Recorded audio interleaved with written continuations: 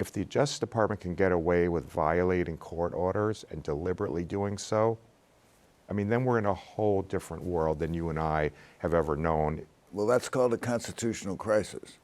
You know, that you're putting your finger on it. You know, what I view as a constitutional crisis, at least my own definition, is if the Justice Department were, the executive branch were to say, look, the Supreme Court has issued an order, we understand that order, but we are going to violate it anyway because you, the Supreme Court, you, the courts, don't have an army to back up your orders. We haven't reached that point. This was Andrew Jackson saying, so, Chief Justice Marshall has made his order, now let him enforce it. We're not really sure he said that, but he's right. quoted as having said that. Right, and so some people feel like we're in just about that position because the Justice Department is so openly defying the courts, even though they're claiming they're not. You know, I sort of have defined the constitutional crisis, rightly or wrongly, as that narrow where they actually admit they're doing it.